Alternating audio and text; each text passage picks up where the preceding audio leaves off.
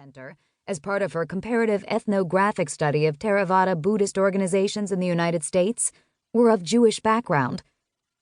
Through his research for his best-selling book, The Jew in the Lotus, Roger Kamenetz estimated that Jews represented about 30% of Western Buddhist groups in the United States. While scholars do not have precise statistics about the number of Jews involved in Buddhist communities in the United States, it seems safe to assert that the proportion of Jews in Buddhist circles is disproportionate to the percentage of Jews in this country. Jews constitute about 2 to 3% of the population. These numbers, and their insinuation that Judaism and Buddhism have a distinctive relationship in the United States, motivated this study. I wanted to know why Buddhism appeals to Sheldon and others like him, and was curious how Sheldon arrived at the cave at the top of that mountain at all.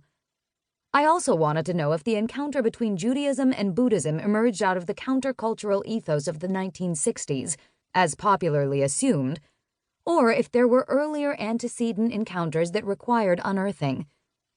This book wrestles with these questions by telling the story of how Judaism and Buddhism met and combined in the United States since the late 19th century, and how people incorporate these traditions in their daily lives today. The distinctive relationship between Judaism and Buddhism has been part of public consciousness in the United States since Kamenetz published The Jew in the Lotus in 1994. His book chronicled the meeting between 8 Jewish delegates, a group of progressive rabbis and scholars from across various wings of American Jewish life, and the Dalai Lama in Dharamshala, India. The book is now on its 37th reprint, and even inspired a PBS documentary of the same name featured in film festivals around the world. It also popularized the term JewBu, a moniker for a Jewish Buddhist for a wide audience.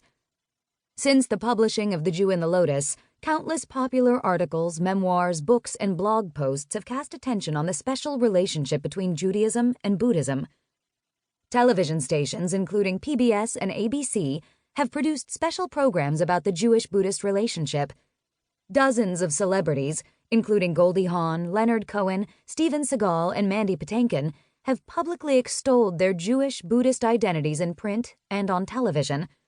U.S. newspapers, from broad publications like the LA Times to niche outlets like the Jewish Daily Forward or Tricycle, the Buddhist Review, have published articles about such topics as JewBus, Embracing Judaism and Buddhism, Zen and the Art of the Bu-Jew, and At One with Dual Devotion. Recently, Tablet magazine even ran an article about the Jewish roots of mindfulness meditation in the United States, explaining how a group of 4 American Jews, Sharon Salzberg, Joseph Goldstein, Jack Kornfield, and Jacqueline Mandel Schwartz, popularized mindfulness meditation in the United States, and how, in the words of journalist Michelle Goldberg, they turned a Buddhist spiritual practice into a distinctly American phenomenon and a multi-billion-dollar industry. Scholars, too, have expressed a curiosity about the Jewish-Buddhist relationship. In The Transformation of American Religion, religious studies scholar Amanda Porterfield noted that Jews took the lead in the development of American forms of Buddhism, observing that one of the most interesting aspects of Buddhism's merger with American religious and intellectual life is its disproportionate appeal to people with Jewish backgrounds. Similarly, in his book Buddhism in America, Richard Seeger pointed out the important role played by Jewish Buddhists in the introduction and adaptation of the Buddhist teachings in America.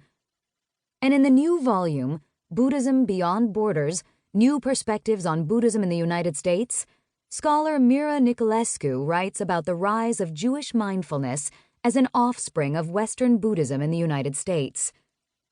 Despite this popular and scholarly notice, we know comparatively little about the relationship between Judaism and Buddhism in the United States. We do not know how Jewish Buddhists experience and narrate their multi-religious identities. Based on these identities, how they have built institutions, new practices, and staked claims in their communities, and what broad social and historical factors explain how these two traditions came together over centuries to produce these identities in the first place. These are the questions at the heart of this book. Threaded through the book is an argument that the distinctive social position of American Jews, or what I call the Jewish social location,